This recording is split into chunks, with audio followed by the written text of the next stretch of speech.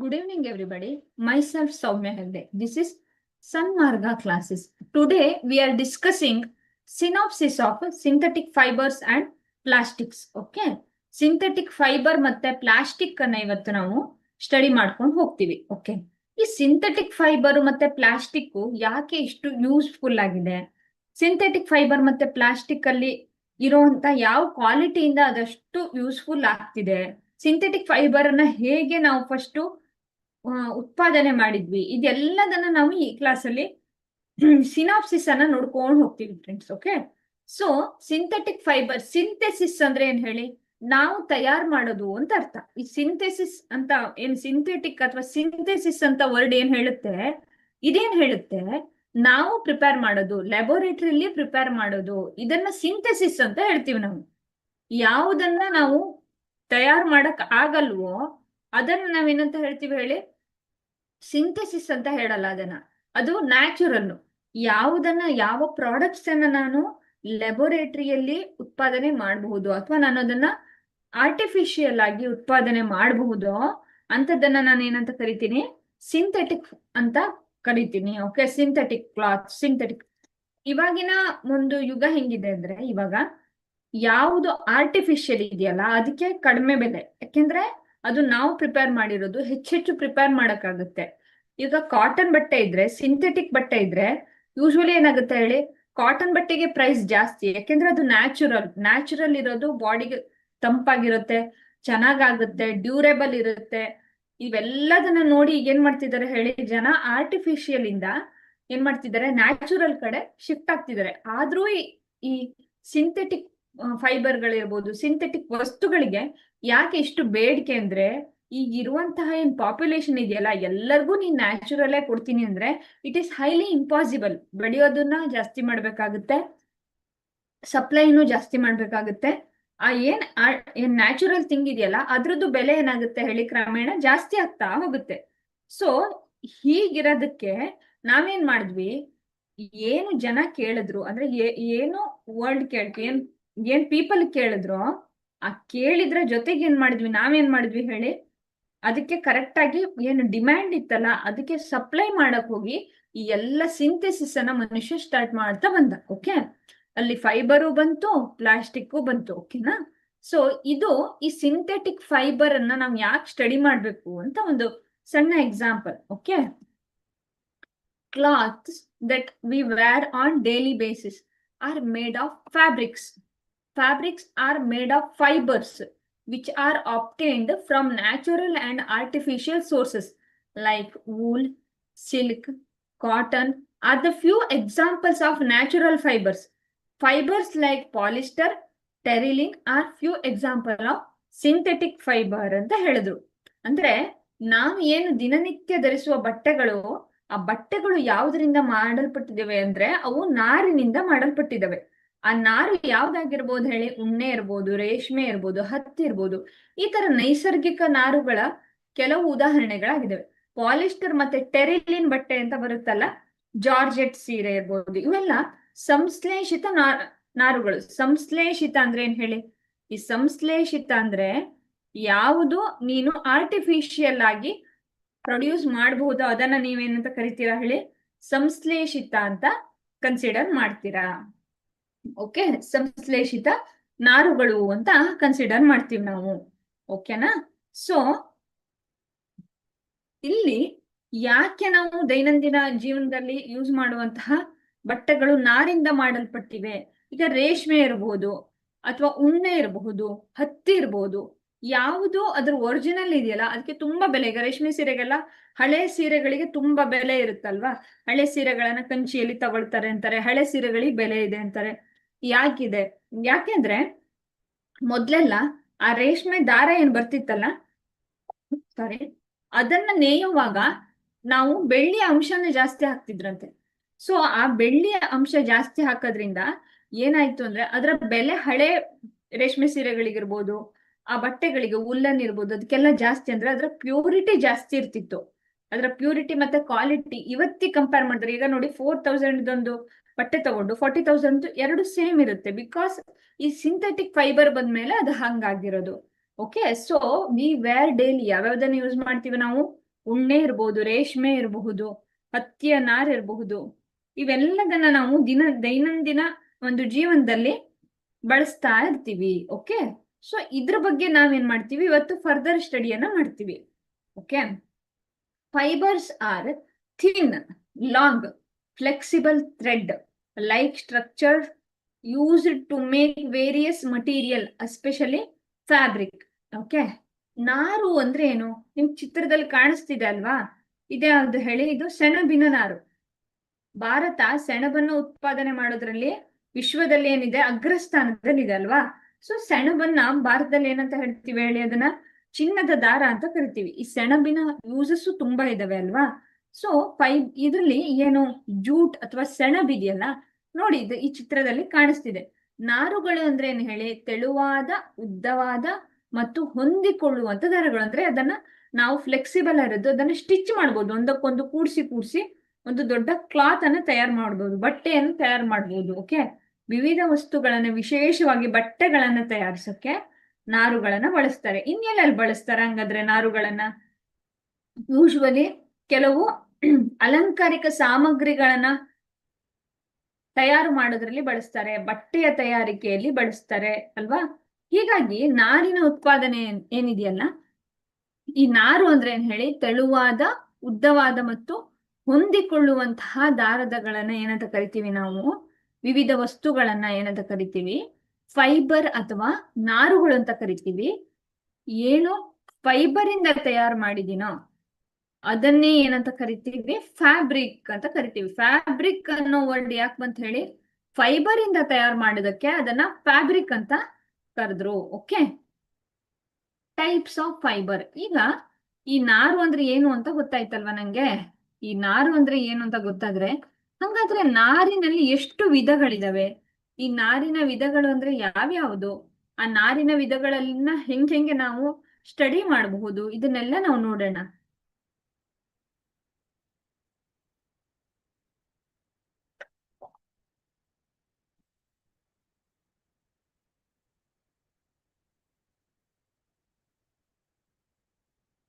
Okay, so ಅದರಲ್ಲಿ ಎರಡು ವಿಧಗಳು. ಒಂದೇನ್ ಹೇಳಿ? ನ್ಯಾಚುರಲ್ ಫೈಬರ್, ಇನ್ನೊಂದು ಸಿಂಥೆಟಿಕ್ ಫೈಬರ್. ಈ ತರ ಎರಡು ವಿಧಾನಗಳಿದಾವೆ. ಅದರಲ್ಲಿ ನಾರಲ್ಲಿ ಎರಡು ವಿಧಗಳು, ಒಂದು ನೈಸರ್ಗಿಕ ನಾರು, ಇನ್ನೊಂದು ಸಂಶ್ಲೇಷಿತ ನಾರುಗಳು. ಕಾಣಿಸ್ತಿದೆಯಲ್ಲ ನಿಮಗೆ? ಈ ತರ ಈ ಜೂಟ್ ಮಟೀರಿಯಲ್ ಏನು ನಾವು ಸೆಣಬನ್ನ ಯೂಸ್ ಮಾಡ್ತೀವಿ, ಅದು ನ್ಯಾಚುರಲ್ ಫೈಬರ್ ಆಗಿರುತ್ತೆ. ಸಿಂಥೆಟಿಕ್ ಫೈಬರ್ ಅಂದ್ರೆ ಇಲ್ಲಿ ಕಾಣಿಸ್ತಿದೆಯಲ್ಲ ನಿಮ್ಗೆ ಥ್ರೆಡ್ಗಳು, ದಾರಗಳೆಲ್ಲ, ಇದು ಸಂಶ್ಲೇಷಿತ ನಾರು ಆರ್ ಸಿಂಥೆಟಿಕ್ ಫೈಬರ್ಗಳು ಅಂತ ಕರೆಯಲಾಗುತ್ತೆ.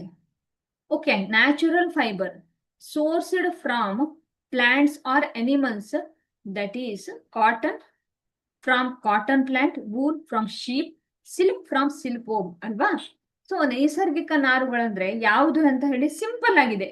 ಸಸ್ಯಗಳು ಅಥವಾ ಪ್ರಾಣಿಗಳಿಂದ ಈ ನೈಸರ್ಗಿಕ ನಾರುಗಳನ್ನ ಪಡೆಯಲಾಗುತ್ತೆ. ಅಂದ್ರೆ ನಿಸರ್ಗದಿಂದ ಪಡೆಯಲಾಗುತ್ತೆ. ಒಂದು ಲ್ಯಾಬೋರೇಟರಿಯೋ, ಪ್ರಯೋಗಾಲಯದಲ್ಲೋ ಅಥವಾ ಒಂದು ಫ್ಯಾಕ್ಟ್ರಿಯಲ್ಲಿ ನಾವು ಇದನ್ನ ಪಡೆಯಲ್ಲ, ನೈಸರ್ಗಿಕವಾಗಿ ಪಡಿತೀವಿ. ಹತ್ತಿಯನ್ನ ಯಾವ್ದ್ರಿಂದ ಪಡಿತೀವಿ ಹೇಳಿ? ಹತ್ತಿಯ ಗಿಡ ಇರುತ್ತಲ್ವಾ, ಹತ್ತಿಯ ಸಸ್ಯಗಳಿಂದ ಪಡಿತೀವಿ. ಉಣ್ಣೆಯನ್ನ ಯಾವ್ದ್ರಿಂದ? ಕುರಿಗಳಿಂದ ಪಡಿತೀವಿ. ರೇಷ್ಮೆನ ಯಾವ್ದ್ರಿಂದ? ರೇಷ್ಮೆಯ ಹುಳಗಳಿಂದ ಪಡಿತೀವಿ. ಇಲ್ಲೆಲ್ಲ ನೋಡಿ ಬೇರೆ ಬೇರೆ ತರದ ನೈಸರ್ಗಿಕ ನಾರುಗಳಿದಾವೆ. ಇದು ನಿಮ್ಗೆ ಗೊತ್ತಾಗಲ್ಲ, ಯಾಕೆ ಹೇಳಿದ್ದು ಕಚ್ಚಾ ವಸ್ತುವಾಗಿರುವಂತಹ ನಾರು. ಜೂಟ್ ಇರ್ಬೋದು, ಫ್ಲಾಕ್ಸ್ ಇರ್ಬೋದು, ಕೆನಾಫ್ ಇರ್ಬೋದು, ಎಲ್ಲದೂ ಏನಾಗಿರುತ್ತೆ ಹೇಳಿ? They are sourced from the plants or animal. ಇದೆಲ್ಲ ಸಸ್ಯ ಅಥವಾ ಪ್ರಾಣಿಯ ಮೂಲದಿಂದ ಪಡೆಯಲಾಗಿರುತ್ತದೆ. ಅರ್ಥ ಆಯ್ತಾ? So next synthetic fibre, that is a man made fibre from chemical substances. ಏನಾಗಿರುತ್ತೆ? ಇದು ಮ್ಯಾನ್ ಮೇಡ್ ಫೈಬರ್ ಆಗಿರುತ್ತೆ, ಮನುಷ್ಯ ನಿರ್ಮಿತ ಆಗಿರುತ್ತೆ, ರಾಸಾಯನಿಕ ವಸ್ತುಗಳಿಂದ ಸಂಶ್ಲೇಷಣೆ ಮಾಡಲಾಗಿರುತ್ತೆ. Okay, often petrochemicals, example include rayon, nylon, polyester, ಇವೆಲ್ಲ ಏನಾಗಿರುತ್ತೆ ಹೇಳಿ? ಸಿಂಥೆಟಿಕ್ ಫೈಬರ್ಗಳಾಗಿರ್ತವೆ ಅಂತ. ಓಕೆ,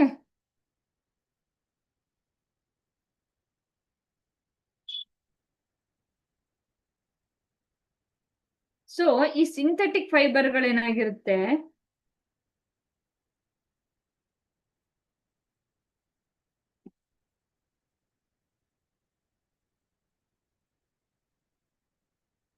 ಈ ಸಿಂಥೆಟಿಕ್ ಫೈಬರ್ಗಳನ್ನ ನಾವು ಪೆಟ್ರೋಕೆಮಿಕಲ್ಗಳಿಂದ ಅಥವಾ ರಾಸಾಯನಿಕಗಳಿಂದ ಉತ್ಪಾದನೆ ಮಾಡ್ತೀವಿ. ಓಕೆ, ರಯಾನ್ ಬಟ್ಟೆಗಳು ಅಂತ ಬರ್ತಾವಲ್ಲ, ರಯಾನ್ ಕ್ಲಾತ್ಸು ಅಥವಾ ಸೆಮಿ ಸಿಂಥೆಟಿಕ್ ಇರುವಂತದ್ದು, ಕಾಟನ್ ಬ್ಲೆಂಡ್ ಅಂತ ಬರುತ್ತೆ. ನೀವು ಹಾಕೋ ಬಟ್ಟೆಗಳಲ್ಲಿ ನೈಲಾನ್ ಬಟ್ಟೆ ಬರುತ್ತೆ, ಪಾಲಿಸ್ಟರ್ ಸೀರೆಗಳು ಅಂತ ಹೇಳ್ತೀವಿ ಅಲ್ವಾ. ಪಾಲಿಯಿಸ್ಟರ್, ಈಸ್ಟರ್ನ ಹೆಚ್ಚು ಈಸ್ಟರ್ಗಳನ್ನ ಒಂದಕ್ಕೊಂದು ಕೂಡಿಸಿದ್ರೆ ಪಾಲಿಯಿಸ್ಟರ್, ಪಾಲಿ ಅಂದ್ರೆ ಮೆನಿ ಅಂತ ಅರ್ಥ ಅಲ್ವಾ. ಇವೆಲ್ಲ ಏನಾಗಿರುತ್ತೆ, ಸಿಂಥೆಟಿಕ್ ಫೈಬರ್ಸ್ ಅಥವಾ ಸಂಶ್ಲೇಷಿತ ನಾರುಗಳಾಗಿರುತ್ತೆ. ಇದನ್ನ ರಾಸಾಯನಿಕ ವಸ್ತುಗಳನ್ನ ಬಳಸಿ ನಾವೇನ್ ಮಾಡ್ತೀವಿ, ಇದನ್ನ ತಯಾರು ಮಾಡ್ತೀವಿ. Okay, so synthetic fibres are created through synthesis. ಗೊತ್ತಲ್ವಾ, ಸಂಶ್ಲೇಷಿತ ನಾರುಗಳೇನಾಗಿರ್ತವೆ, ಸಂಶ್ಲೇಷಿತ ನಾರುಗಳು ಸಂಶ್ಲೇಷಣೆಯ ಮೂಲಕ ಇದನ್ನ ಪಡೆದುಕೊಳ್ಳಲಾಗುತ್ತದೆ. ಅಲ್ಲಿ ರಾಸಾಯನಿಕ ವಸ್ತುಗಳನ್ನ ಪಾಲಿಮರ್ಸ್ ಅಂತ ಕರಿತೀವಿ. ಅಂದ್ರೆ ಪಾಲಿಮರ್ ಅಂದ್ರೆ ಏನು ಅಂದ್ರೆ, they are made of repeating units of monomer. Okay, ಮೋನೋಮರಿನ ರಿಪೀಟೆಡ್ ಯೂನಿಟ್ ಇಂದ ನಾವು ಏನನ್ನ ತಯಾರು ಮಾಡಿರ್ತೀವಿ ಹೇಳಿ, ಪಾಲಿಮರ್ ಅನ್ನ ತಯಾರು ಮಾಡ್ತೀವಿ. ಓಕೆ, ಸೊ ಉದಾಹರಣೆ ಯಾವುದು, ನೈಲಾನ್, ಪಾಲಿಸ್ಟರ್, ಆಕ್ರಿಲಿಕ್ ಎಕ್ಸೆಟ್ರಾ. ಇವೆಲ್ಲ ಏನಾಗಿರುತ್ತೆ ಹೇಳಿ, they R example of synthetic fibre. Normal fibre ಯಾವ್ದು ಹೇಳಿ, ನ್ಯಾಚುರಲ್ ಫೈಬರ್ ಯಾವುದು, ವೂಲ್ ಹೌದು, ಕಾಟನ್ ಹೌದು, ಸಿಲ್ಕ್ ಹೌದು. ಇದ್ಯಾವುದು, ನೈಲಾನ್, ಪಾಲಿಸ್ಟರ್, ಆಕ್ರಿಲಿಕ್ ಇತ್ಯಾದಿಗಳು. ಓಕೆನಾ. ಸೊ ಈ ಸಂಶ್ಲೇಷಣೆಯ ಮೂಲಕ ಸಂಶ್ಲೇಷಿತ ನಾರುಗಳನ್ನ ರಚಿಸ್ತೀವಿ. They are the chemical substances from form a long chain. Okay, so ಇಲ್ಲಿ ಒಂದು ಟರ್ಮ್ ಬಂತು. ಏನ್ ಬಂತು ಇಲ್ಲಿ ನನಗೆ, ಪಾಲಿಮರ್ಸ್ ಅಂತ ಬಂತಲ್ವಾ. ಸೊ ಇದನ್ನ ನಾವು ನೋಡೋಣ. Okay okay polymers are made of repeating units called monomers. Polymer ಎಂದರೆ ಏನಂದ್ರೆ ಮೋನೋಮರ್ಗಳ ಪುನರಾವರ್ತಿತ ಘಟಕ. ಓಕೆನಾ. ಸೊ ಮೋನೋಮರ್ ಅಂದ್ರೆ ಏನ್ ಹೇಳಿ, ಈ ತರ ಏನಿರ್ತವೆ ಹೇಳಿ, ಒಂದು ಸಬ್ಸ್ಟೆನ್ಸು ಸಿಂಗಲ್ ಆಗಿದ್ರೆ ಅದನ್ನ ಮೋನೋ ಅಂತ ಕರಿತೀವಿ. ಆ ಸಿಂಗಲ್ ಆಗಿರೋದು ಈ ಚಿತ್ರದಲ್ಲಿ ಕಾಣಿಸಿರುವಂಗೆ ಯಾವಾಗ ಅದು ಚೈನ್ ಆಗುತ್ತೋ ಅವಾಗ ಏನಂತ ಕರಿತೀವಿ, ಅದನ್ನ ಪಾಲಿಮರ್ ಅಂತ ಕರಿತೀವಿ. ಪಾಲಿ ಅಂದ್ರೆ ಏನ್ ಹೇಳಿ, ಮೆನಿ ಅಂತ ಅರ್ಥ. ಈ ಎಷ್ಟು ಜಾಸ್ತಿ ಮೋನೋಮರ್ಸ್ ಸೇರ್ಕೊಂಡು ನಮ್ಗೆ ಏನ್ ಸಿಗುತ್ತೆ, ಪಾಲಿಮರ್ಗಳು ಸಿಗುತ್ತೆ. Okay, properties of synthetic fibre. ಸಂಶ್ಲೇಷಿತ ನಾರಿನ ಗುಣಲಕ್ಷಣಗಳು ಏನಾಗಿರುತ್ತೆ, ಡ್ಯೂರೆಬಿಲಿಟಿ ಬಾಳಿಕೆ, flexibility, strength, making them suitable for clothing, roping and another product. Okay, ಬಟ್ಟೆ, ಹಗ್ಗ ಮತ್ತು ಇತರ ಉತ್ಪನ್ನಗಳನ್ನ ತಯಾರಿಸಕ್ಕೆ ಅಂತ ಬಳಸ್ತೀವಿ. Okay, so properties of synthetic fibre ಏನು, ಅದಕ್ಕೊಂದು ಡ್ಯೂರೆಬಿಲಿಟಿ ಇದೆ, ಅದಕ್ಕೆ ಫ್ಲೆಕ್ಸಿಬಿಲಿಟಿ ಇದೆ, ಸೊ ಅದಕ್ಕೆ ಸ್ಟ್ರೆಂತ್ ಕೂಡ ಇರುತ್ತೆ. ಓಕೆನಾ. So making them suitable for clothing, ropes and other products. Okay, so ಹೀಗೆ ನಾವೇನ್ ಮಾಡ್ತೀವಿ, ಈ ಮೋನೋಮರ್ಗಳಿಂದ ಪಾಲಿಮರ್ಗಳನ್ನ ಪ್ರಿಪೇರ್ ಮಾಡ್ತೀವಿ. ಓಕೆನಾ.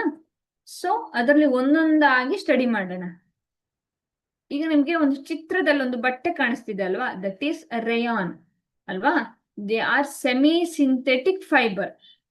ಏನಾಗಿರುತ್ತೆ, ಪೂರ್ತಿ ಸಿಂಥೆಟಿಕ್ಕು ಅಲ್ಲ, ಈ ಕಡೆ ಪೂರ್ತಿ ಏನಾಗಿರೋದಿಲ್ಲ ಹೇಳಿ, ನ್ಯಾಚುರಲ್ಲು ಅಲ್ಲ. Okay, they are from natural cellulose, wood pulp, ಮರದ ತಿರುಳು. ದೇ ಕಂಬೈನ್ಡ್ ಥ್ರೂ ಅರೆ ಸಂಶ್ಲೇಷಿತ ನಾರುಗಳೇನಿರ್ತವೆ, ಸೆಲ್ಯುಲೋಸ್ ಇರ್ತವೆ. ಇದರ ಏನು ಪಲ್ಪ್ ಇದೆಯಲ್ಲ, ಆ ಪಲ್ಪ್ ಇಂದ ಏನ್ ಮಾಡ್ತಾರೆ, ರೇಯಾನ್ ಬಟ್ಟೆಗಳನ್ನ ಮಾಡ್ತಾರೆ. ಓಕೆ, ಇದು ನೈಸರ್ಗಿಕ ಮತ್ತು ಸಂಶ್ಲೇಷಿತ ನಾರುಗಳ ಗುಣಲಕ್ಷಣಗಳನ್ನ ಸಂಯೋಜಿಸುತ್ತದೆ. ಅಂದ್ರೆ ಈ ರೇಯಾನ್ ಬಟ್ಟೆ ಏನ್ ಮಾಡುತ್ತೆ ಅಂದ್ರೆ, ಈ ಕಡೆ ನ್ಯಾಚುರಲ್ ಕ್ಯಾರೆಕ್ಟರ್ನು ತೋರಿಸುತ್ತೆ, as well as synthetic fibre ಕ್ಯಾರೆಕ್ಟರ್ನು ಇದು ತೋರಿಸ್ತಾ ಹೋಗುತ್ತೆ. ಸೊ ರೇಯಾನ್ ಎಂಬುದು ರಾಸಾಯನಿಕ ಸಂಸ್ಕರಣೆಯ ಮೂಲಕ ನೈಸರ್ಗಿಕ ಸೆಲ್ಯುಲೋಸ್ ನಿಂದ ತಯಾರಿಸಿದ ಅರೆ ಸಂಶ್ಲೇಷಿತ ಸೆಮಿ ಸಿಂಥೆಟಿಕ್ ಫೈಬರ್ ಆಗಿರುತ್ತೆ ಅಂತ. ಓಕೆ, ಏನೇನ್ ಕ್ಯಾರೆಕ್ಟರಿಸ್ಟಿಕ್ ಇದೆ ಅಂತ ನೋಡೋಣ. ವರ್ಸಟೈಲಿಟಿ, ಬಹುಮುಖತೆ ಇದೆ ರಯಾನ್ಗೆ. ಏನು ಬಹುಮುಖತೆ ಇದೆ, ಮಿಮಿಕ್ ದ ಸಿಲ್ಕ್. ನಾವು ಒಂದು ರೇಷ್ಮೆ ಒಂದು ಬಟ್ಟೆಯನ್ನ ತಗೊಂಡ್ರೆ ಅದರ ತರದ್ದೇ ಇನ್ನೊಂದು ಅದರ ಹಾಗೆ ಕಾಣಿಸುವಂಗೆ ಅದನ್ನ ಮಿಮಿಕ್ ಮಾಡುವಂಗೆ ಏನಿರುತ್ತೆ ಈ ರೇಯಾನ್ ಬಟ್ಟೆ ಇರುತ್ತೆ. ಅಂದ್ರೆ ಅದಕ್ಕಷ್ಟು ಹೊಳಪಿದೆ, ಅದಷ್ಟು ಏನಿದೆ ಹೇಳಿ, ಅದರದ್ದೇ ಆದ ಯಾವ ಬಣ್ಣ ಬೇಕಾದ್ರೂ ಅದು ಹಿಡ್ಕೊಳ್ಳುತ್ತೆ. ರೇಷ್ಮೆಗೆ ಇರುವಂತ ಕ್ವಾಲಿಟಿ ಹೊಳಪಿರುತ್ತೆ, ಹಗೂರವಾಗಿರುತ್ತೆ. ಇದೆಲ್ಲ ಇರೋದಕ್ಕೆ it mimic the silk, wool, cotton and Lenin in the texture and drape. ವಿನ್ಯಾಸ ಮತ್ತೆ ಡ್ರೇಪಿಂಗ್ ಅಂದ್ರೆ ಏನ್ ಹೇಳಿ, ಆ ಮಡಿಚೋದ್ರಲ್ಲಿ ಏನಾಗಿರುತ್ತೆ, ಈ ವರ್ಸಟೈಲಿಟಿಯನ್ನ ತೋರಿಸುತ್ತೆ. ಉಣ್ಣೆ, ಹತ್ತಿ, ಲೆನಿನ್ ಇದು ಯಾವ್ದ್ರ ಬೇಕಾದ್ರೂ ಏನ್ ಮಾಡುತ್ತೆ ಅದರ ಕ್ವಾಲಿಟಿ ಈ ರೇಯಾನ್ ಬಟ್ಟೆಗಳು ಇದೆ. Appearance known as artificial silk. ಏನಂತ ಕರಿತೀವಿ? ಆರ್ಟಿಫಿಷಿಯಲ್ ಸಿಲ್ಕ್ ಅಂತ ಕರಿತೀವಿ. ಓಕೆ, ಸೊ ರೇಷ್ಮೆಯನ್ನೇ ಹೋಲುವ ಕಾರಣ ಕೃತಕ ರೇಷ್ಮೆ ಎಂದು ಕರೆಯಲಾಗುತ್ತದೆ. Okay, cost effective rayon is more affordable alternative to silk derived from silk worm but costly. ಏನ್ ಹೇಳಿ, ಈ ರೇಯಾನ್ ರೇಷ್ಮೆಗೆ ಹೆಚ್ಚು ಕೈಗೆಟುಕುವಂತ ಪರ್ಯಾಯ. ಆದ್ರೆ ರೇಷ್ಮೆ ಹುಳಗಳಿಂದ ರೇಯಾನನ್ನ ಪಡೆದ್ರೆ ಅದು ತುಂಬಾ ದುಬಾರಿಯಾಗಿರುತ್ತೆ. ಸಿಲ್ಕ್ ಯಾವತ್ತು ರೇಷ್ಮೆ ಹುಳಗಳಿಂದ ಪಡಿತೀವಲ್ಲ, ಹಾಗಾಗಿ ಅದು ತುಂಬಾ ಏನಾಗಿರುತ್ತೆ ಹೇಳಿ, ಕಾಸ್ಟ್ಲಿ ಆಗಿರುತ್ತೆ. ಬಟ್ ರೇಯಾನ್ ಏನು ಆರ್ಟಿಫಿಷಿಯಲಿ ಸಿಂಥೆಸಿಸ್ ಆಗಿರೋದಕ್ಕೆ ಏನಾಗಿರುತ್ತೆ ಹೇಳಿ, ಅದು ಕೈಗೆಟುಕುವ ದರದಲ್ಲೂ ಸಿಗುತ್ತೆ. ಓಕೆ, ಸೊ ರೇಯಾನ್ ಅನ್ನ ಎಂತ ಅಂತ ಕರಿತೀವಿ ನಾವು? ಕೃತಕ ರೇಷ್ಮೆ ಅಂತಾನು ಕರಿತೀವಿ. ಓಕೆನಾ?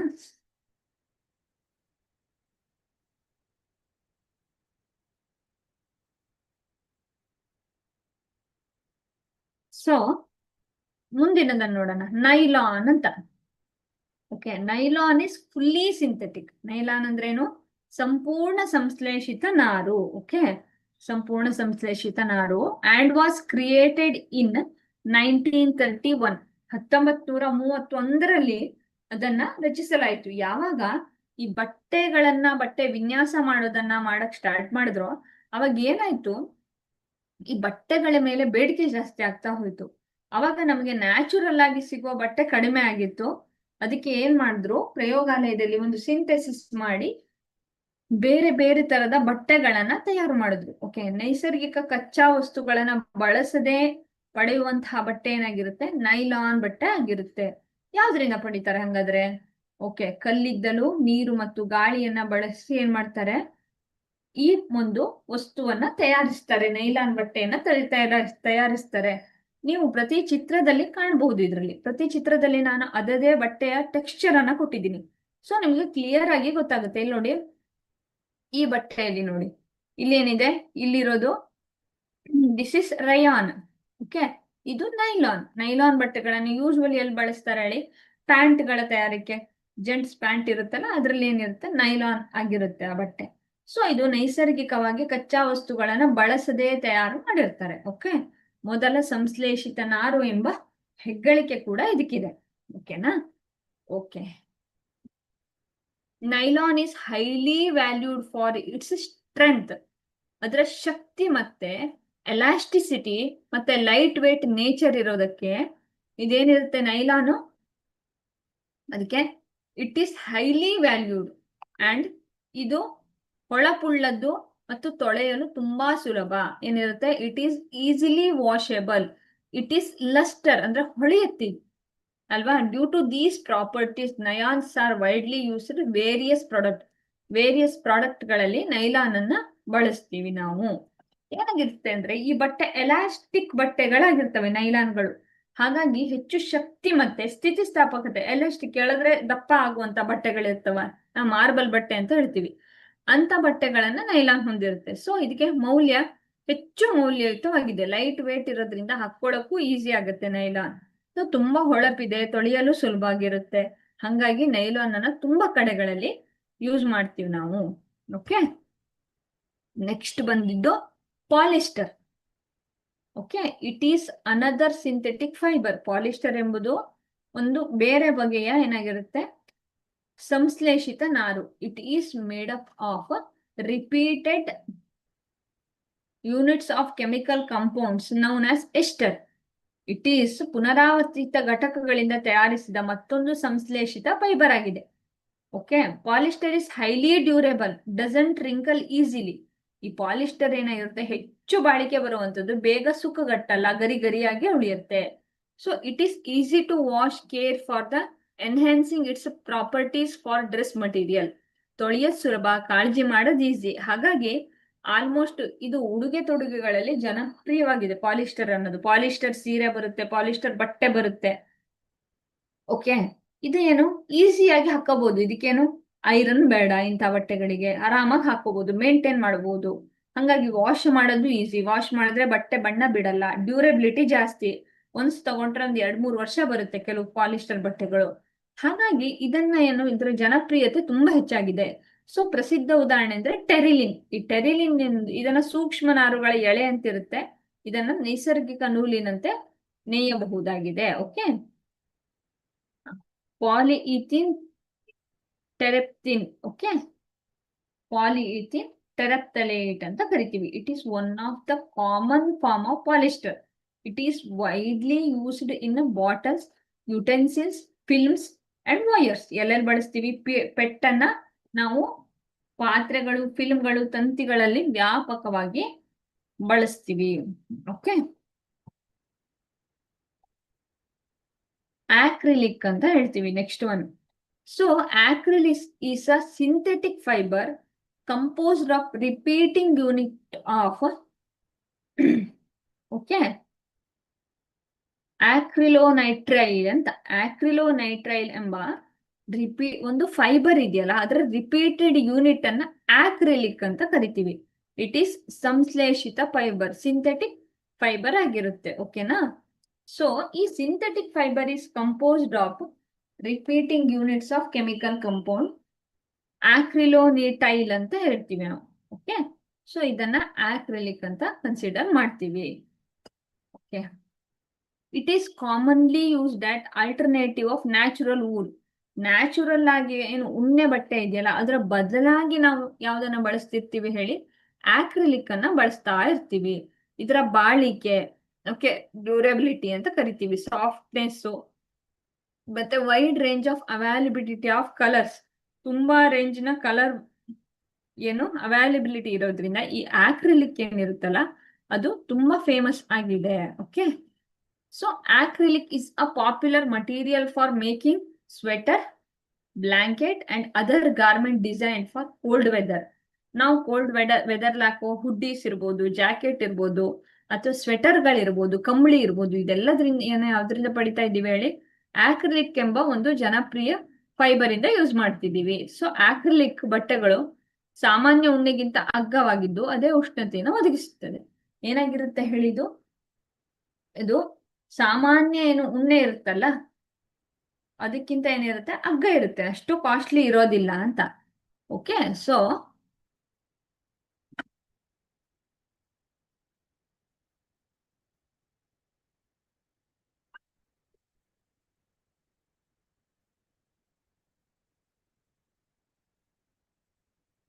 ಸಾಮಾನ್ಯ ಉಣ್ಣೆಗಿಂತ ಕೈಗೆಟುಕುವ ದರದಲ್ಲಿರುತ್ತೆ.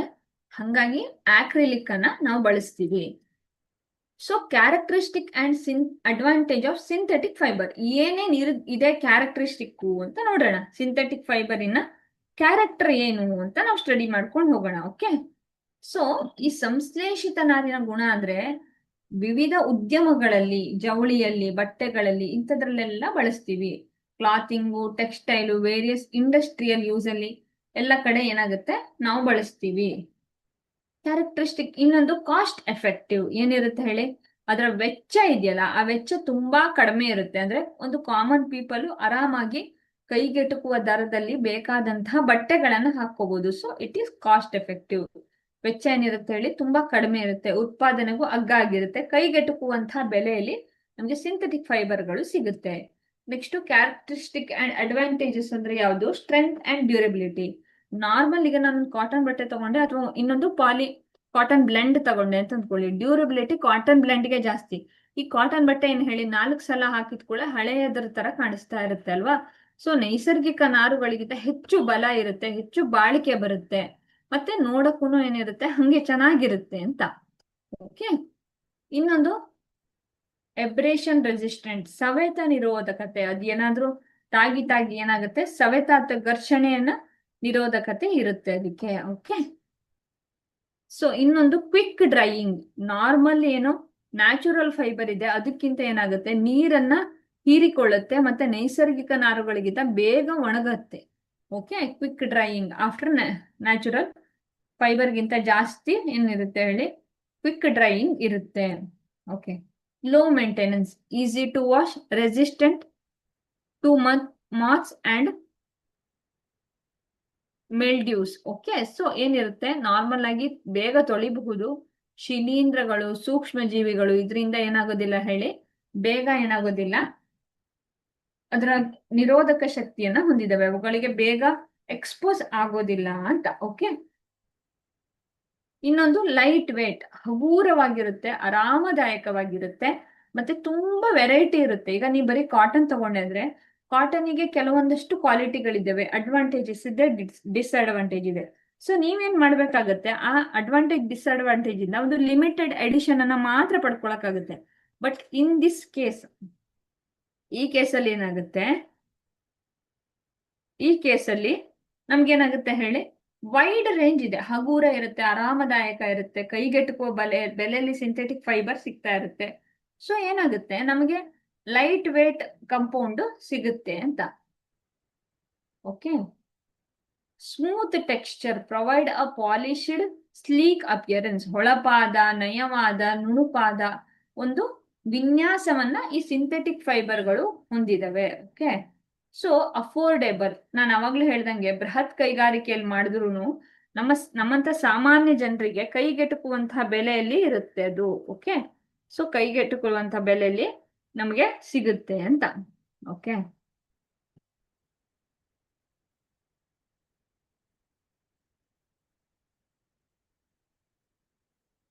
ಓಕೆ. ಡಿಸ್ಅಡ್ವಾಂಟೇಜ್ ಏನು ಅಂತ, ತೇವಾಂಶವನ್ನ ಕಡಿಮೆ ಹೀರ್ಕೊಳ್ಳುತ್ತೆ. ಹಂಗಾಗಿ ನಾವು ಸೆಕೆಗಾಲದಲ್ಲಿ ಈ ತರ ಪಾಲಿಸ್ಟರ್ ಇರ್ಬೋದು, ನೈಲಾನ್ ಬಟ್ಟೆಗಳಿರ್ಬೋದು, ಅಥವಾ ಏನು ಪೆಟ್ಟಿರ್ಬೋದು, ಇಂಥದನ್ನ ಹಾಕೊಳಕ್ಕಾಗಲ್ಲ. ಯಾಕಂದ್ರೆ ಅದು ಆಲ್ರೆಡಿ ತೇವಾಂಶನ ತುಂಬಾ ಕಡಿಮೆ ಹೀರ್ಕೊಳ್ಳುತ್ತೆ.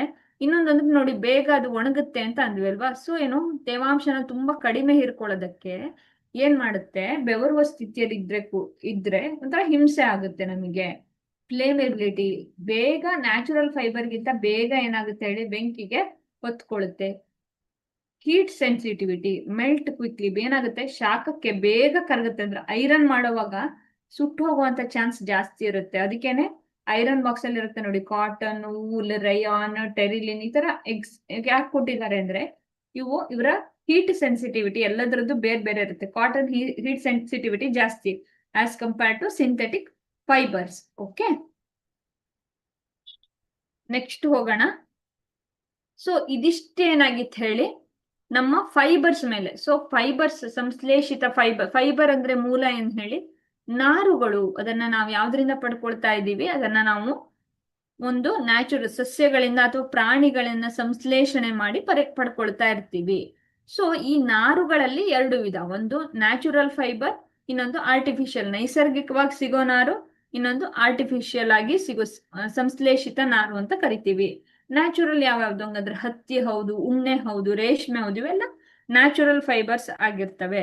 ಸೊ ಸಿಂಥೆಟಿಕ್ ಯಾವುದು, ನೈಲಾನ್, ರಯಾನ್, ಟೆರಿಲಿನ್, ಓಕೆ, ಇವೆಲ್ಲ ಏನಾಗಿರ್ತವೆ ಹೇಳಿ, ಸಿಂಥೆಟಿಕ್ ಫೈಬರ್ಸ್ ಆಗಿರ್ತವೆ. Okay. Plastics. Okay. Plastic is the polymer similar to synthetic fibre.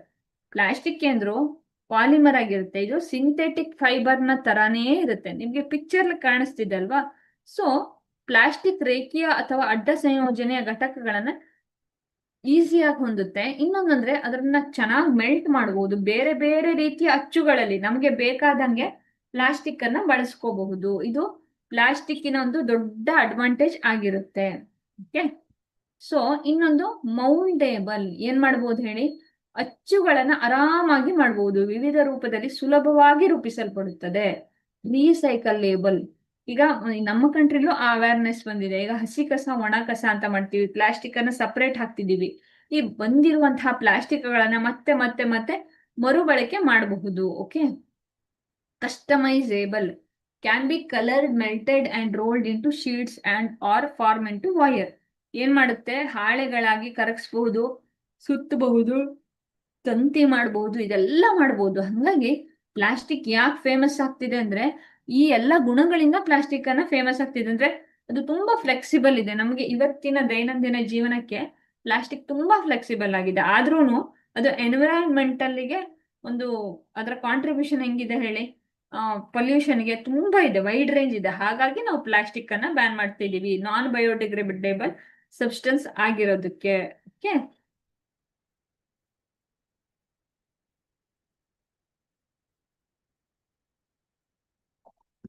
Next poor conductor. ನೋಡಿ, ಪ್ಲಾಸ್ಟಿಕ್ ಅನ್ನ ನಾವು ಯಾವಾಗ ಒಂದು ತಂತಿಗೆ ಸುತ್ತೀವೋ ಅದು ವಿದ್ಯುತ್ ಅನ್ನ ತನ್ನ ಮೂಲಕ ಹರಿಯಕ್ ಬಿಡೋದಿಲ್ಲ. ಪ್ಲಾಸ್ಟಿಕ್ ಕಳಪೆ ವಾಹಕ, ಶಾಖ ಅಥವಾ ವಿದ್ಯುತ್ ಅನ್ನ ಮಾತ್ರ ತನ್ನ ಮೂಲಕ ಹರಿಯಕ್ ಬಿಡಲ್ಲ.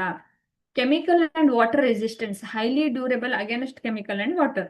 ಓಕೆ, ರಾಸಾಯನಿಕ ಮತ್ತು ನೀರಿನ ವಿರುದ್ಧ ಹೆಚ್ಚು ಬಾಳಿಕೆ ಬರುತ್ತೆ.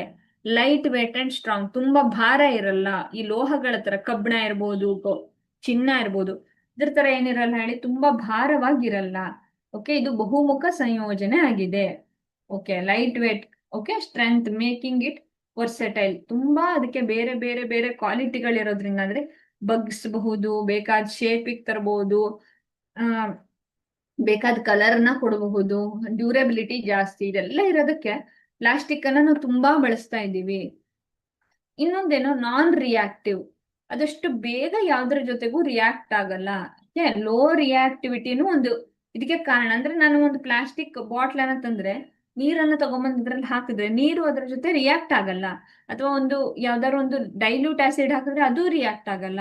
ನಾನು ಕೋಕೋ ಕೋಲಾ ಹಾಕ್ತೀನಿ, ಪೆಪ್ಸಿ ಹಾಕ್ತೀನಿ, ಕಾರ್ಬೋನೇಟ್ ಗಳನ್ನ ಹಾಕ್ತೀನಿ, ಯಾವುದನ್ನೇ ಹಾಕಿದ್ರು ಅಷ್ಟು ಬೇಗ ಏನಾಗೋದಿಲ್ಲ ಹೇಳಿ, ರಿಯಾಕ್ಟ್ ಆಗಲ್ಲ. ಎನ್ವಿರಾನ್ಮೆಂಟಲ್ ಇಂಪ್ಯಾಕ್ಟ್ ಏನ್ ಹೇಳಿ, ಇಟ್ ಈಸ್ ಜೈವಿಕ ವಿಘಟನೆ ಅಲ್ಲ, non biodegradable in nature, leading to the ecological changes. ಏನಾಗಿರುತ್ತೆ, ಈ ಕೊಳೆಗಳಾಗೋದೇ ಇಲ್ಲ. ಓಕೆ, ಸಾವಿರಾರು ವರ್ಷ ತಗೊಳುತ್ತಂತೆ.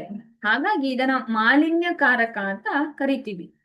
ಸೊ ಈ ಪ್ಲಾಸ್ಟಿಕ್ ಅಲ್ಲಿ ನಾವು ಎರಡು ಮುಖ್ಯ ವಿಧವಾಗಿ ಬಳಸ್ತೀವಿ.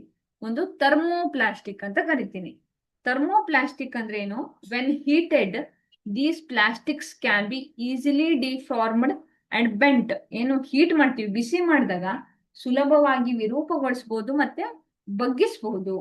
They can also be remelted into reshaped multiple time. ಹಲವು ಬಾರಿ ಅದನ್ನ ಮರುರೂಪಿಸಬಹುದು. ಉದಾಹರಣೆ ಪಾಲಿಥಿನ್ ಮತ್ತೆ PVC ಪೈಪ್ಗಳು.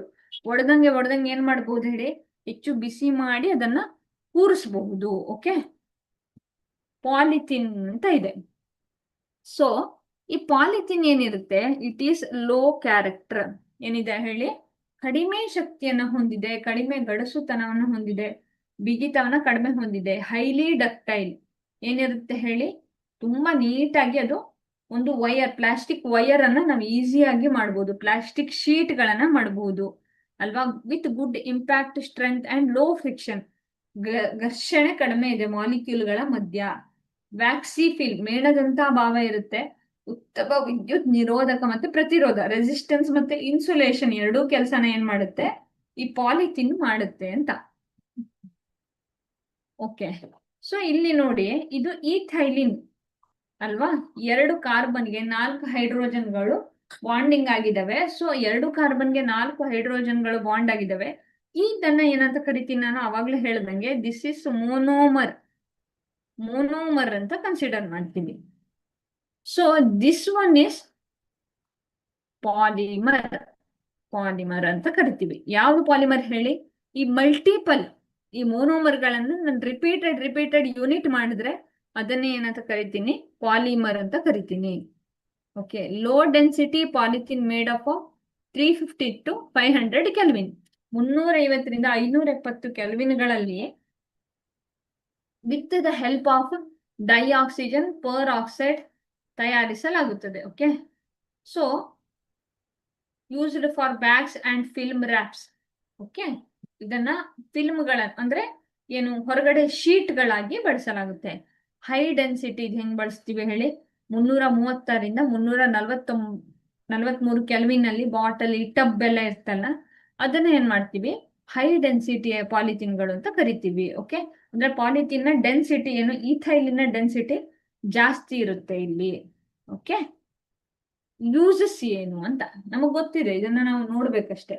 Moulded into various shapes like bottle, pipes. Okay, used for plastic bags and stretch films. ಏನ್ ಮಾಡ್ತೀವಿ, ಪ್ಲಾಸ್ಟಿಕ್ ಚೀಲ ಮತ್ತೆ ಸ್ಟ್ರೆಚ್ ಫಿಲ್ಮ್ಗಳಲ್ಲಿ ಬಳಸಲಾಗುತ್ತದೆ. High chemical resistance but degrades under ultraviolet radiation. ಹೆಚ್ಚು ರಾಸಾಯನಿಕಗಳಿಗೆ ಪ್ರತಿರೋಧಕವಾಗಿದೆ, ಬಟ್ ಯಾವತ್ತು ಅಲ್ಟ್ರಾವೈಲೆಟ್ ಕಿರಣ ಅದ್ರ ಮೇಲೆ ಬೀಳುತ್ತೋ ಅದು ಹಾಳಾಗ್ತಾ ಬರುತ್ತೆ. ಡಿಫ್ರೆಂಟ್ ಶೇಪ್ಸ್ ನೋಡಿ, ಚಿತ್ರದಲ್ಲಿ ಕಾಣಿಸಿದಂಗೆ ಬೇರೆ ಬೇರೆ ಶೇಪ್ಗಳಲ್ಲಿ ಪ್ಲಾಸ್ಟಿಕ್ ಅನ್ನ ನಾವು ನೋಡಬಹುದಾಗಿದೆ. ಓಕೆ ಓಕೆ, ಈಗ ನಮ್ಗೆ ಇರೋದು ಯಾವ್ದು, ಎಲ್ಲರಿಗೂ ಗೊತ್ತಿರೋದು ಪಿ ವಿ ಸಿ ಪೈಪ್ ಅಂತ ಕರಿತೀವಲ್ವಾ. So P V C pipe ಅಂದ್ರೆ ಏನು, ಪಾಲಿವಿನೈಲ್ ಪೈಪ್ ಅಂದ್ರೆ ಏನು ಅಂತ ನೋಡೋಣ. So is a strong rugged thermoplastic for insulation pipes, hoses, rain coats and sheets. ಏನಾಗಿದಾವೆ ಹೇಳಿ, ರೈನ್ ಕೋಟು, ಸೀಟ್ ಕವರ್, ಇಂಥದ್ರೆಲ್ಲ ಬಳಸ್ತೀವಿ ನಾವು ಯಾವ್ದನ್ನ, ಪಿ ವಿ ಸಿ ಪೈಪ್ಗಳನ್ನ. Okay, it is strong rugged, ಏನಿರುತ್ತೆ ಹೇಳಿ, ತುಂಬಾ ಸ್ಟ್ರಾಂಗ್ ಇರುತ್ತೆ P V C pipe. It is made from vinyl chloride. ಈ ವಿನೈಲ್ ಕ್ಲೋರೈಡ್ ಅಂತ ಏನಿದೆಯಲ್ಲ, ಇಟ್ ಈಸ್ ಮೋನೋಮರ್, ಮೋನೋಮರ್ ಇದು. ಓಕೆ, ಸೊ ಈ ಮೋನೋಮರ್ ಅನ್ನ ಮಲ್ಟಿಪಲ್ ಟೈಮ್ಸ್ ರಿಪೀಟ್ ಸ್ಟ್ರಕ್ಚರ್ ಏನಾಗುತ್ತೆ, ವಿನೈಲ್ ಕ್ಲೋರೈಡ್ ಅನ್ನ, ಇದನ್ನೇನಂತ ಕರಿತೀವಿ, polyvinyl chloride. That means poly is many. Okay okay, through condensation polymer, ಅದರಿಂದ ಏನಾಗುತ್ತೆ, ಕಂಡೆನ್ಸೇಷನ್ ಪ್ರಾಸೆಸ್ ಅನ್ನ ಮಾಡಿ ಈ ಪಾಲಿಮರೀಕರಣ ಮಾಡ್ತೀವಿ ನಾವು ಮೋನೋಮರ್ಗಳನ್ನ. Okay, type rigid P V C. Rigid ಅಂದ್ರೆ ಗಟ್ಟಿಯಾಗಿರೋಂಥ ಪಿ ವಿ ಸಿ. ಓಕೆ, ನಿರ್ಮಾಣದಲ್ಲಿ ಬಾಗಿಲು, ಕಿಟಕಿ, ಬಾಟ್ಲುಗಳು, ಆಹಾರೇತರ ಪ್ಯಾಕಿಂಗ್ಗಳು, ಕಾರ್ಡ್ಗಳಲ್ಲಿ ರಿಜಿಡ್ ಪಿ ವಿ ಸಿನ ಬಳಸ್ತೀವಿ. ಗೊತ್ತಾಯ್ತಾ. Flexible P V C made softer with plasticizers. It is used in plumbing. Plumbing ಅಂದ್ರೆ ಏನ್ ಹೇಳಿ, ಪೈಪ್ಗಳನ್ನು ತಯಾರಿಕೆಯಲ್ಲಿ, ಎಲೆಕ್ಟ್ರಿಕಲ್ ಇನ್ಸುಲೇಷನ್ಗಳಲ್ಲಿ, ಚರ್ಮ ಮತ್ತೆ ಇದು ಲೆದರ್ ಗಳನ್ನ ಇಮಿಟೇಟ್ ಮಾಡೋದ್ರಲ್ಲಿ ಎಲ್ಲ ಕಡೆ ಏನ್ ಮಾಡ್ತೀವಿ, ಫ್ಲೆಕ್ಸಿಬಲ್ ಫೈಬರ್ ಗಳನ್ನ ಬಳಸ್ತಾ ಹೋಗ್ತೀವಿ. ಕ್ಯಾರೆಕ್ಟರಿಸ್ಟಿಕ್ ಏನು ಪ್ಲಾಸ್ಟಿಕ್ ಅನ್ನೋದ್ರೆ, hardness, high increasing with the molecular weight but decreasing with the temperature. ಏನಿರುತ್ತೆ ಹೇಳಿ, ಹೆಚ್ಚು ಆಣ್ವಿಕ ತೂಕದೊಂದಿಗೆ ಹೆಚ್ಚಾಗುತ್ತದೆ, ಆದ್ರೆ ತಾಪಮಾನ ಹೆಚ್ಚಾದಂಗೆ ಏನಾಗುತ್ತೆ, ಕಡಿಮೆ ಆಗುತ್ತೆ. ಅದೊಂದು ಗುಣ ಅದರದ್ದು, ಹಾರ್ಡ್ನೆಸ್ ಇರುತ್ತೆ. ಹೀಟ್ ಸ್ಟೆಬಿಲಿಟಿ, ಶಾಖದ ಸ್ಥಿರತೆ ಏನಿರುತ್ತೆ, ಶಾಖ ರಿಕ್ವೈರ್ಸ್ ಹೀಟ್ ಸ್ಟೆಬಿಲೈಸರ್. ಶಾಖದ ಒಂದು ಸ್ಥಿರತೆಯ ಅಗತ್ಯ ಇರುತ್ತೆ, ಅದರದ್ದು ಇರೋದಿಲ್ಲ. ಇನ್ಸುಲೇಷನ್, ಗುಡ್ ಎಲೆಕ್ಟ್ರಿಕಲ್ ಇನ್ಸುಲೇಟರ್ ಆಗಿರುತ್ತೆ. Okay, characteristics, chemical resistance, resist acid. ಯಾವ್ಯಾವುದಕ್ಕೆ ರಾಸಾಯನಿಕ ಪ್ರತಿರೋಧ ಇದೆ, ಆಮ್ಲಕ್ಕಿದೆ, ಲವಣಕ್ಕಿದೆ, ಬೇಸ್ಗಳು ಕ್ಷಾರಗಳಿಗಿದೆ, ಕೊಬ್ಬುಗಳಿಗಿದೆ, ಫ್ಯಾಟ್ಸಿಗಿದೆ, ಆಲ್ಕೋಹಾಲ್ಗಿದೆ ಅಲ್ವಾ. ಹೀಗೆ it is making it suitable for sewer piping. Okay, ಇದೇನಾಗಿರುತ್ತೆ, ಒಳಚರಂಡಿ ಕೊಳವೆಗಳಲ್ಲಿ ದೊಡ್ಡ ದೊಡ್ಡ ಪ್ಲಾಸ್ಟಿಕ್ ಅನ್ನ ಹಾಕ್ಬೋದು. ಅಂದ್ರೆ ಕೆಮಿಕಲ್ ರೆಸಿಸ್ಟಿವಿಟಿ ಪ್ಲಾಸ್ಟಿಕ್ ಗೆ ತುಂಬಾ ಇದೆ ಅಂತ. ಈಗ ಏನ್ ಹೇಳಿ, ಥರ್ಮೋಸೆಟ್ಟಿಂಗ್ ಪ್ಲಾಸ್ಟಿಕ್. ಈ ಥರ್ಮೋ ಪ್ಲಾಸ್ಟಿಕ್ ಏನಿತ್ತಲ್ಲ, ಇದು ಏನಂದ್ರೆ ಒಂದ್ ಸಲ ಮಾಡಿದ್ಮೇಲೆ ಪದೇ ಪದೇ ಪದೇ ಪದೇ ಯೂಸ್ ಮಾಡ್ಬೋದಿತ್ತು, ಮೌಲ್ಡ್ ಮಾಡ್ಬೋದು, ಎಲ್ಲ ಮಾಡ್ಬೋದಿತ್ತು.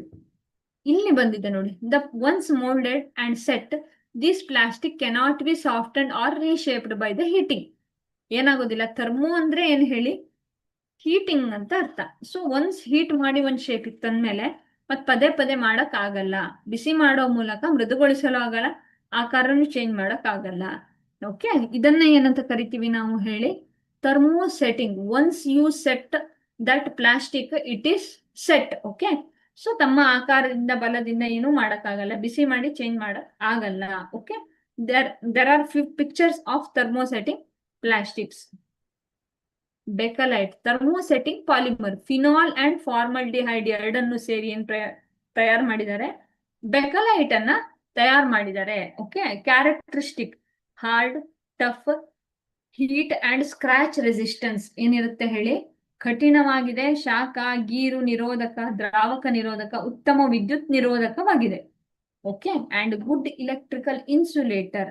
ಏನಾಗಿರುತ್ತೆ ಹೇಳಿ, ವಿದ್ಯುತ್ ವಿರೋಧವನ್ನ ಹೊಂದಿರುತ್ತೆ. ಓಕೆ, ಎಲ್ಲೆಲ್ಲಿ ಯೂಸ್ ಮಾಡ್ತೀರಾ ಅಂತ ಕೇಳಿದ್ದಾರೆ. ಎಲ್ಲೆಲ್ಲಿ ಅಂದ್ರೆ it is used in electric switches, ವಿದ್ಯುತ್ ಸ್ವಿಚ್ಗಳಲ್ಲಿ, ಪ್ಲಗ್ಗಳಲ್ಲಿ, ಸಾಕೆಟ್ಗಳ ತಯಾರಿಕೆಯಲ್ಲಿ ಎಲ್ಲ ಕಡೆ ಏನ್ ಮಾಡ್ತಾರೆ ಹೇಳಿ, ಫೋನ್ಗಳಲ್ಲಿ, ಹಳೆ ಕಾಲದ್ದು ಫೋನ್ ಇರ್ತಿತ್ತಲ್ಲ ಅಂತಹ ಫೋನ್ಗಳಲ್ಲಿ ಸಹ ಬೆಕಲೈಟ್ ಅನ್ನ ಯೂಸ್ ಮಾಡ್ತಿದ್ರು. ಅಂದ್ರೆ ಹೆಚ್ಚು ಏನಿರುತ್ತೆ, ಗಟ್ಟಿ ಕಠಿಣವಾಗಿರುತ್ತೆ, ಶಾಖ ಮತ್ತೆ ಸ್ಕ್ರಾಚ್ ಅನ್ನು ನಿರೋಧಕವಾಗಿದೆ, ಸ್ಕ್ರಾಚ್ ಆಗಲ್ಲ, ಗೀರ್ ಆಗಲ್ಲ ಅದು, ಹಂಗಾಗಿ ಉತ್ತಮ ವಿದ್ಯುತ್ ನಿರೋಧಕವಾಗಿ ಬಳಕೆ ಆಗುತ್ತೆ. ಇನ್ನೊಂದು ಮೆಲಮೈನ್ ಅಂತ ಕರಿತೀವಿ.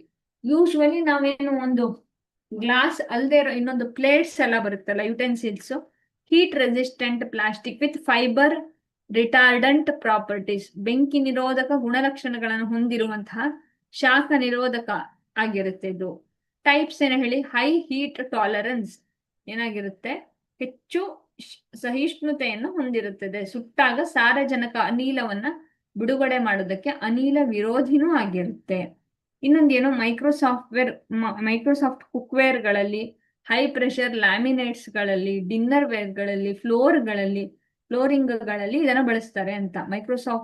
ಮೈಕ್ರೋವೇವ್ ಸುರಕ್ಷಿತ ಪಾತ್ರೆ, ಹೆಚ್ಚಿನ ಒತ್ತಡ ಇರುವಂತಹ ಪಾತ್ರೆಗಳು, ಲ್ಯಾಮಿನೇಟರ್ಗಳು, ಊಟದ ಪಾತ್ರೆ, ನೆಲಹಾಸು, ಇಂಥಲ್ಲೆಲ್ಲ ಏನ್ ಮಾಡ್ತೀವಿ, ಮೆಲಮೈನ್ ಅನ್ನ ಬಳಸ್ತೀವಿ ನಾವು. ಇದು ಯಾಕೆ ಬಳಸ್ತೀವಿ, ಶಾಖ ನಿರೋಧಕ. ಒಂದು ಪ್ಲೇಟ್ ನಲ್ಲಿ ನೀವು ಎಷ್ಟು ಬಿಸಿಯಾಗಿರೋ ಅನ್ನ, ಸಾಂಬಾರ್ ಇದೇನೇ ಹಾಕಿದ್ರು ಅದು ಕರಗೋದಿಲ್ಲ ಅಥವಾ ಅದು ರಿಯಾಕ್ಟ್ ಮಾಡೋದಿಲ್ಲ, ಅದರ ಪ್ರಾಪರ್ಟಿ ಏನಾಗೋದಿಲ್ಲ ಹೇಳಿ, ಚೇಂಜ್ ಆಗೋದಿಲ್ಲ. ಹಂಗಾಗಿ ನಾವು ಮೆಲಮೈನ್ ಅನ್ನೇ ಬಳಸ್ತೀವಿ. ಟೆಫ್ಲಾನ್. ಓಕೆ, ಈ ಟೆಫ್ಲಾನ್ ಹಿಂದೆ ಒಂದು ಕಥೆ ಇದೆ. ಆಕ್ಚುಲಿ ಒಂದು ಸೈಂಟಿಸ್ಟ್ ಏನ್ ಮಾಡ್ದ ಅಂದ್ರೆ, ಪದೇ ಪದೇ ಏನಾಗ್ತಾ ಇತ್ತು, ಅವ್ರ ಮನೆ ಯುಟೆನ್ಸಿಲ್ಸ್ ಹಾಳಾಗ್ತಾ ಇತ್ತು. ಓಕೆ, ಈ ಟೆಫ್ಲಾನ್ ಏನ್ ಮಾಡ್ತು ಅಂದ್ರೆ, ಇವನೇನ್ ಮಾಡಿದಂದ್ರೆ ಸೈಂಟಿಸ್ಟು,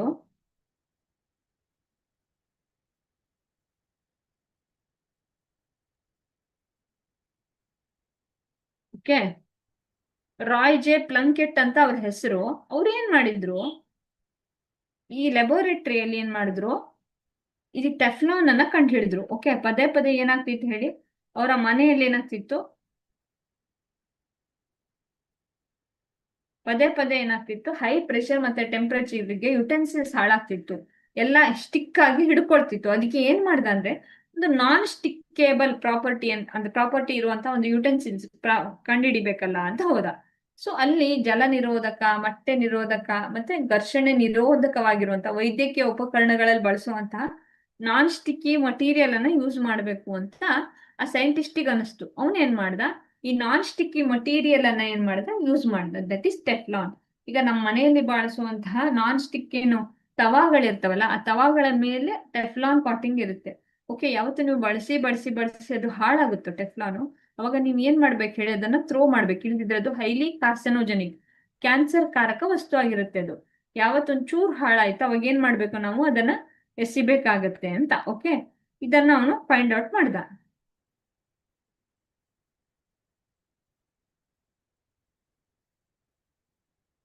ಓಕೆ, ಸೊ ಸ್ಟೂಡೆಂಟ್ಸ್, ಇವತ್ತು ನಾವೇನೇನ್ ಸ್ಟಡಿ ಮಾಡಿದ್ವಿ ಹಂಗಾದ್ರೆ, ಇವತ್ತೇನೇನ್ ಸ್ಟಡಿ ಮಾಡಿದ್ವಿ ಅಂದ್ರೆ, ಇವತ್ತು ನಾವು ಸಿಂಥೆಟಿಕ್ ಫೈಬರ್ಸ್ ಟೈಪ್ಸ್ ಯಾವ್ಯಾವ್ದು ಅದರಲ್ಲಿ ಅದನ್ನ ಸ್ಟಡಿ ಮಾಡಿದ್ವಿ. ಒಂದು ನ್ಯಾಚುರಲ್, ಇನ್ನೊಂದು ಸಿಂಥೆಟಿಕ್, ರಯಾನ್, ನೈಲಾನು. ಓಕೆ, ಇವೆಲ್ಲದನ್ನ ನಾವು ಸ್ಟಡಿ ಮಾಡ್ಕೊಂಡು ಹೋದ್ವಿ. ಟೆಫ್ಲಾನು ಮತ್ತೆ ಬೆಕಲೈಟು, ಮೆಲಮೈನ್, ಇವೆಲ್ಲ ಏನಾಗಿರುತ್ತೆ ಹೇಳಿ, ಪ್ಲಾಸ್ಟಿಕ್ಕಿನ ವಿಧಗಳು. ಸೊ ಪ್ಲಾಸ್ಟಿಕ್ ಅಲ್ಲಿ ಹಂಗಾದ್ರೆ ಎಷ್ಟು ವಿಧ, ಪ್ಲಾಸ್ಟಿಕ್ ಅಲ್ಲಿ 2 ವಿಧ, ಥರ್ಮೋಪ್ಲಾಸ್ಟಿಕ್, ಇನ್ನೊಂದು ಥರ್ಮೋಸೆಟಿಂಗ್ ಪ್ಲಾಸ್ಟಿಕ್. ಥರ್ಮೋಪ್ಲಾಸ್ಟಿಕ್ ಗಳಂದ್ರೆ ಏನ್ ಹೇಳಿ, ಪದೇ ಪದೇ ಅದ್ರ ಯಾವತ್ತು ಟೆಂಪರೇಚರ್ ಜಾಸ್ತಿ ಮಾಡ್ತಿರೋ ಅದ್ರ ಶೇಪ್ ಅನ್ನ ಚೇಂಜ್ ಮಾಡಬಹುದು, ರಿಯೂಸ್ ಮಾಡ್ಕೊಂಡು ಹೋಗ್ಬೋದು.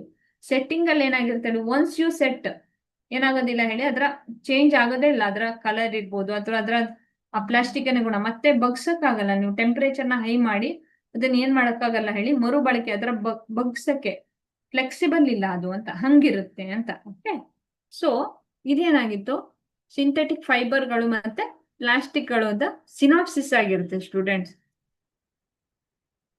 Thank you.